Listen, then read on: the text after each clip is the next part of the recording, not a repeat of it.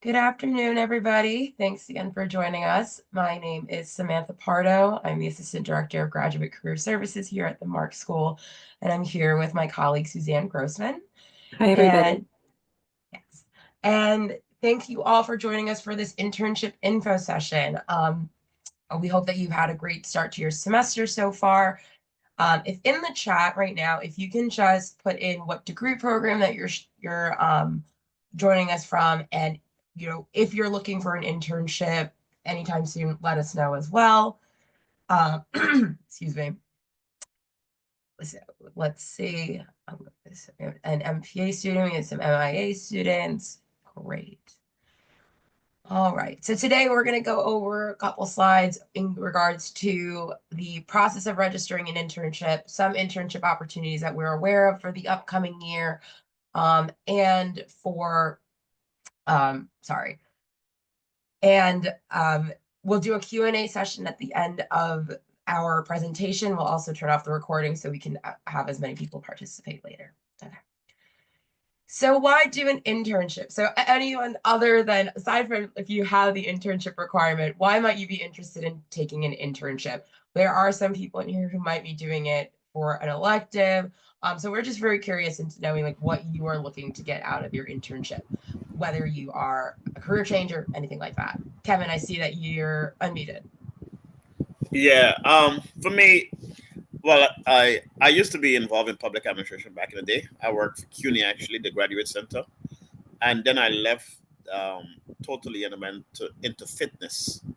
So I spent a number of years, I think it's about 6 years or 7 years into fitness, which, as you know, is totally opposite from public administration or anything like that. So just to get reacquainted with the office and learn as much as I can, just to get back my mindset into those field again. An internship would do me very well, just to learn as much as I can and get myself back. Yeah, great. That's wonderful to hear that you're returning into the field. I'm seeing a lot of similar thoughts in the chat as well. Career change, experience in a new field, experience. So great. Thanks so much. All right. So just briefly, we'll go over these program requirements here. Oops, sorry. Let me go back. So students who apply to the Marxe School with less than 1 year of full-time related work experience do require an internship to complete their program. It'll be indicated on your admissions letter. If you need to refer back to that, I do encourage you to do so as well. MPA and MIA students, if you have this requirement, you'll notice that your program will have 45 credits. For the HEA program, it will be 39 credits. I do recommend that you do not rely on degree works for this indicator and do check with your academic advisor with academic advisement. So your advisor may be Elaine or Maureen over in that office. The reason we don't use degree works for this indicator is because it's not currently set up on the graduate end. It is definitely more catered towards our undergrad. And so we want to make sure that we have these checks in place to make sure that you have the full understanding of your degree program. We do absolutely recommend to complete the internship before your capstone semester. Multiple reasons for that. But mainly I would say is that your internship opportunity would be a great thing to bring into your capstone semester, having that research kind of put into it before you go into that final class. And then also, I know many of you might be thinking the capstone is going to be a heavy lift, depending on what your project is at the end of it. So best to get ahead of this as well as you can. So when to start searching? We recommend at least 1 semester or even sometimes more. You'll see in a few minutes, Suzanne will go over some of the open opportunities that we're aware of right now. And you'll see that some of them are even a year in advance. Like, so there are some opportunities, yes, well, they are recruiting for summer 2025. We are aware of some opportunities that are already recruiting for fall and for the full academic year next year. So what do you need to apply? So generally what we would say is that we want to know what you want to do. We want to get you as far ahead in the game of your internship search that we have a wide array of knowing and understanding what you want to do with your degree after you graduate. We also want to make sure that you have a strong resume. all of you here have some version of a resume. If you've heard us in your orientation or any other classes like that, you'll know that we like to say that we're here to help you with your next resume. And that includes this internship that you're going to be needing for, this opportunity. We'll also encourage you always to submit a cover letter. Even if a job description does not require a cover letter, there's no better way to stand out by giving the employer that knowing that you went that extra mile to relate to that to that job description. Also, for anyone who is kind of considering this opportunity as changing or getting new experience in a new field, you might find that your resume might not necessarily align with the job description itself. Your cover letter is actually a really great way for you to connect the work that you're doing in your classes, your projects, the assignments that you're doing, the theories that you're learning in class, to put that into the letter to connect with the employer and why this internship opportunity would be good. We also do appointments on mock interviews. We do have a new AI mock interview tool that it's called Quincia. We'll go over that in a little bit later, but know that we are also here to help you with those interview prep as well. And just a note for our F1 students here is that you have to obtain CPT or curricular practical training before you start with an internship. And failure to comply would put your status at risk.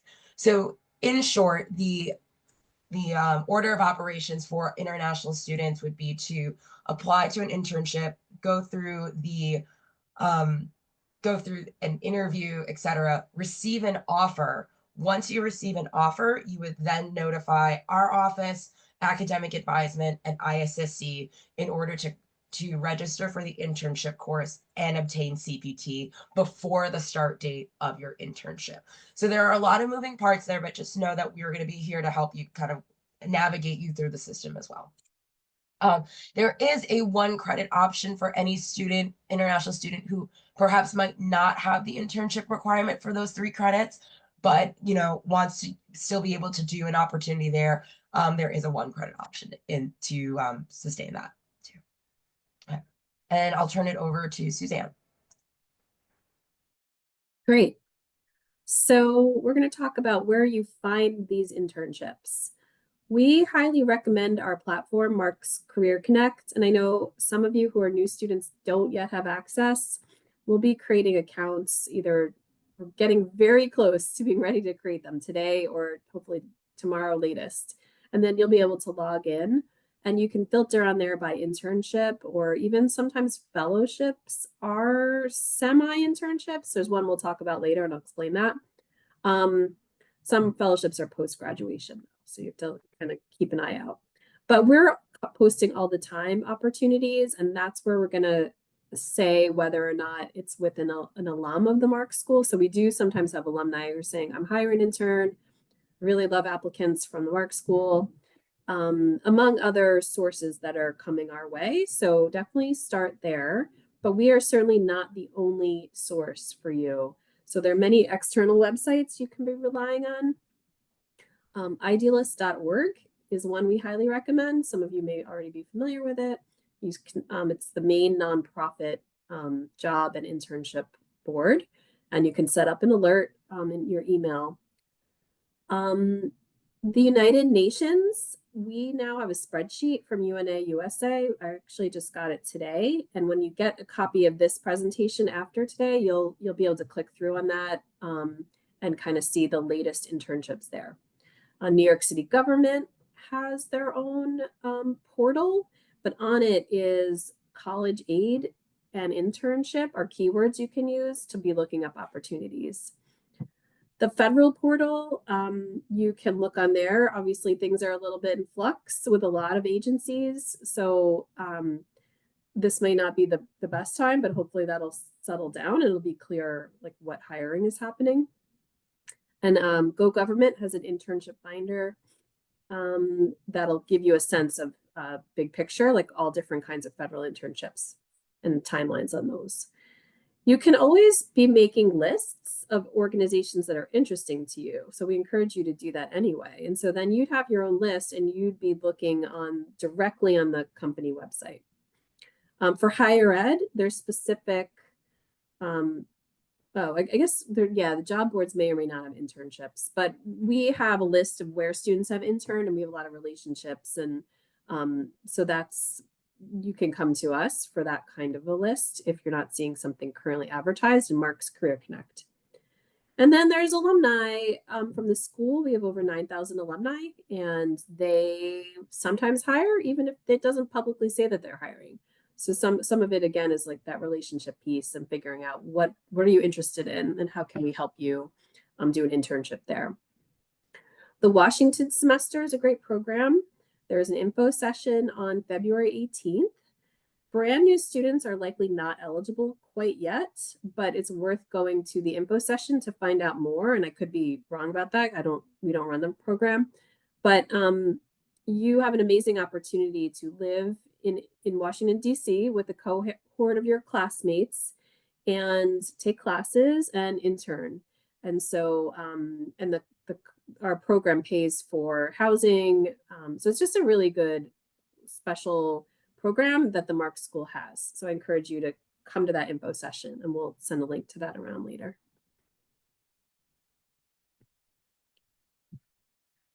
So these are lists. We will send this around. It also mostly appeared in our e-news today, which you might have gotten this morning, of internships currently open for the summer.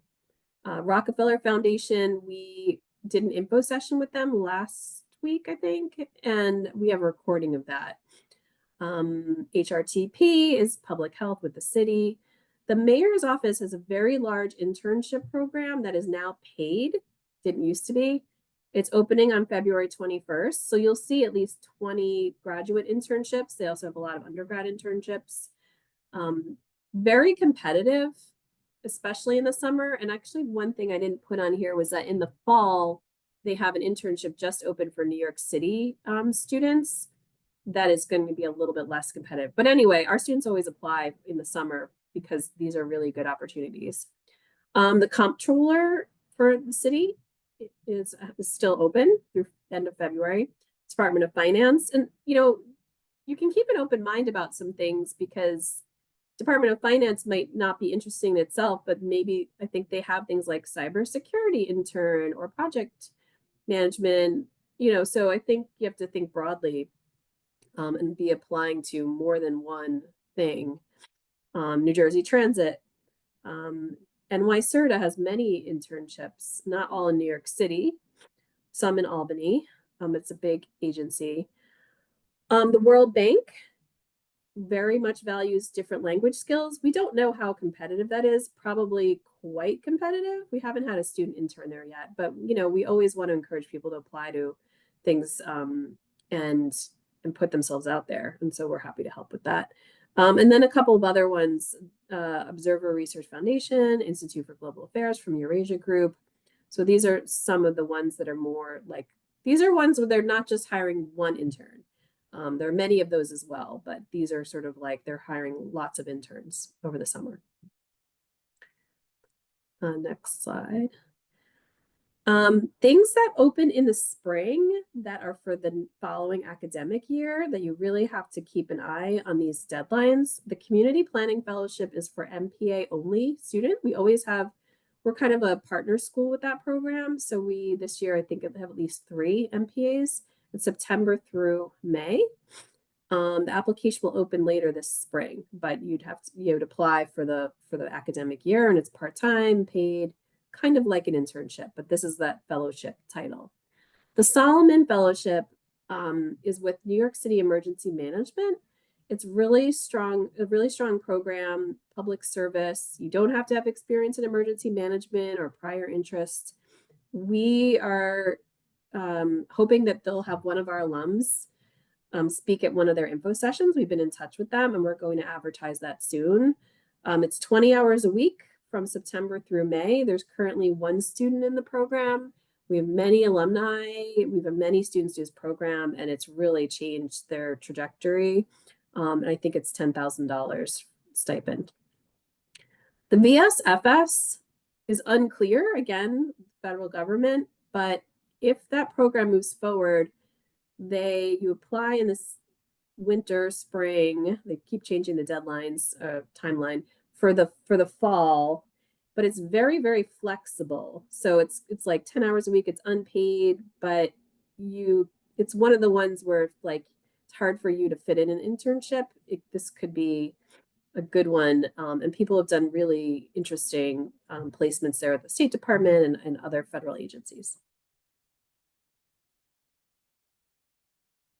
So I won't go through each of these. We'll send you the slide, but we wanted to keep, this was a slide we had up in the fall, just for you to see, like we're seeing more and more that summer opportunities are earlier and earlier deadlines. So all of these on this list, EDF Climate Corps, Federal Reserve Bank, they have October or November deadlines. So it's just that piece about thinking ahead. And like I said, this kind of landscape has been changing to be earlier and earlier. So just for those of you who are just starting out and will be thinking about the following summer, you really need to carve out time in the fall to be applying to some of these more competitive programs, which we've had students in a lot of these. So these are not impossible to get into. They're very doable. The Rosenthal Fellowship, I'll point out, is for international affairs, though actually I've just figured out you can be an MPA for that one. Partnership for Public Service runs some really good programs that we will be sending around later on. Turn it back to Sam. So I'll just highlight a couple of higher education internships that we've had from recent students. So here you can see we've had students in Brooklyn College, NYU Tandon School of Engineering, KIPP College Prep, etc. There are opportunities across various colleges and universities in the Metro New York area, professional associations and whatnot. We have had students intern at different offices at Brewer College, such as the Office of College Advancement, even other career services offices here on campus. The only thing that does not count for an internship, you cannot use to fulfill an internship requirement, and this goes across all three programs, are our Marxe assistantships. And these are the opportunities where you are sort of like a graduate assistant to a professor here at Marxe. Those unfortunately will not qualify for those internship requirements. Let's see. Okay.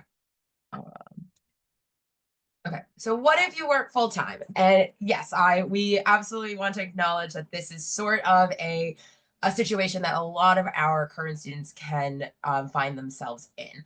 We encourage you to plan ahead. So to let us know as soon as possible. We know that this is not going to be, it's not an easy search, but we also want you to know that it's not impossible. We've worked with students to find flexible options with employers through our alumni connections, through our employer connections, for example, in like development and fundraising, those in higher ed, etc. We encourage you not to wait for the semester or weeks before.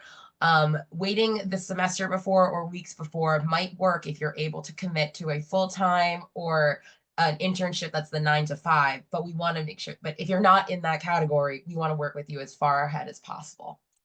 Some options include that we, kind of helped work around with us include project-based work, whether it's at your current employer. So for example, if you are pursuing an MPA degree and there is some part of your company that also has a public arm, like intergovernmental relations, we want to help you expand your current workload to say, hey, is there an opportunity to work with a different department that, that has this kind of,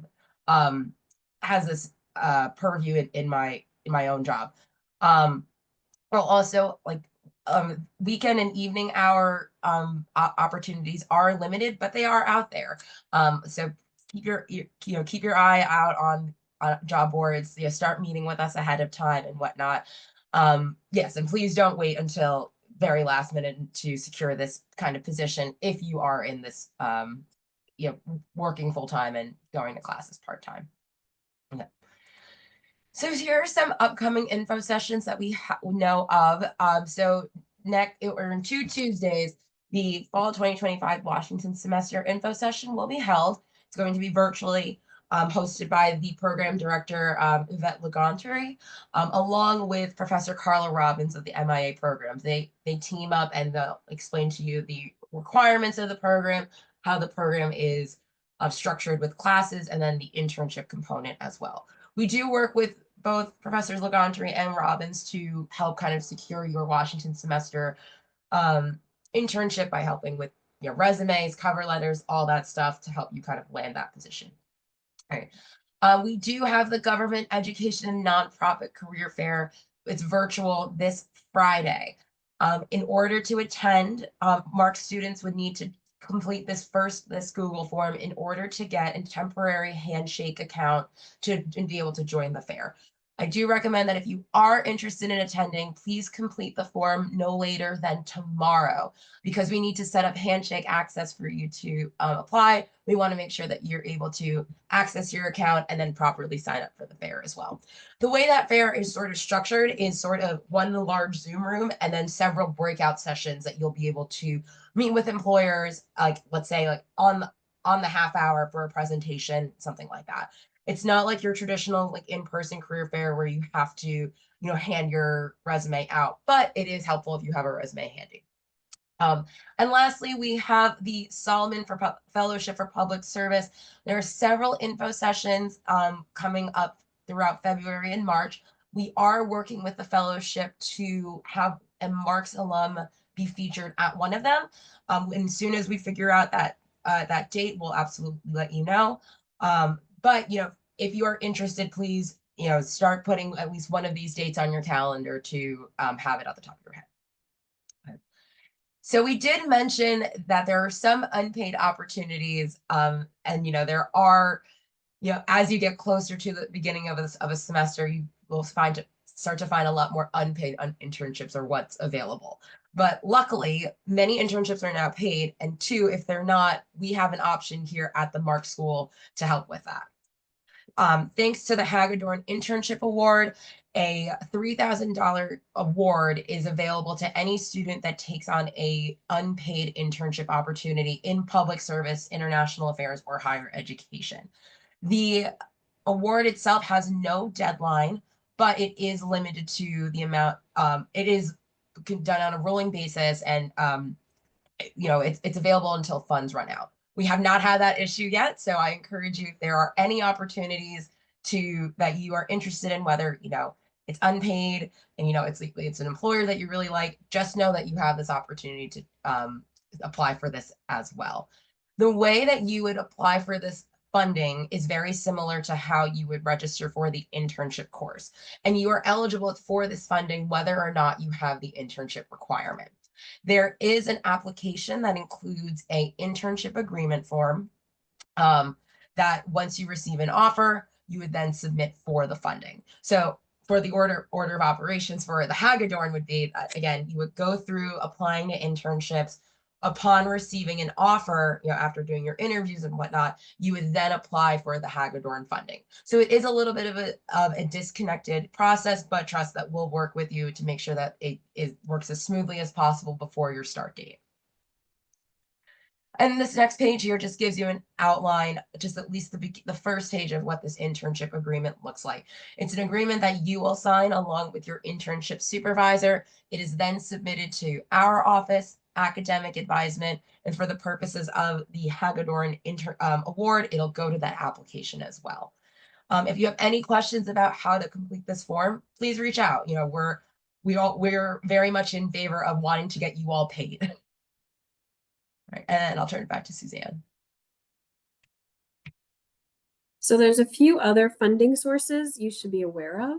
If you are a U.S. citizen, there is now funding from UNA USA for unpaid internships, which is predominant in the UN system.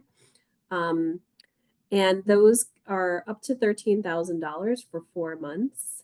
You have to secure the internship first. They just sent us that spreadsheet I mentioned before, so we'll send that around. So if anyone's interested in the UN, this is a really good newer opportunity to get significant funding.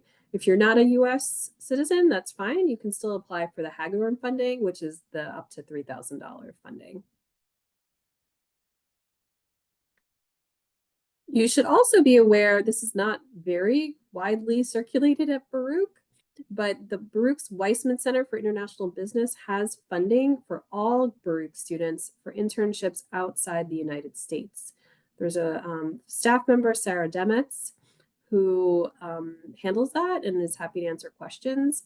And we have a link to her latest flyer about how that works.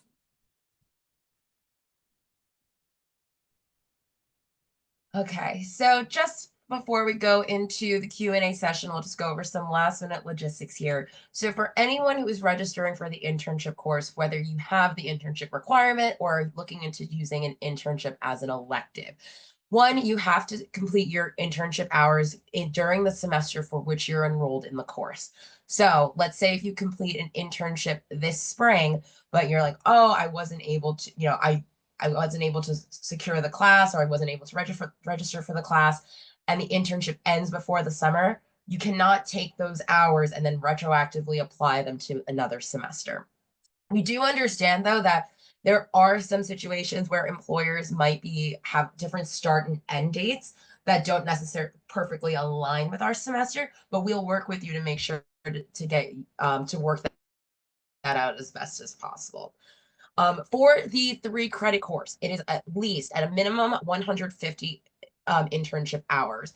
As a general guideline, something to consider is that every semester is just a little over 10 weeks. But if you are looking at a 10-week internship, that's 15 hours per week.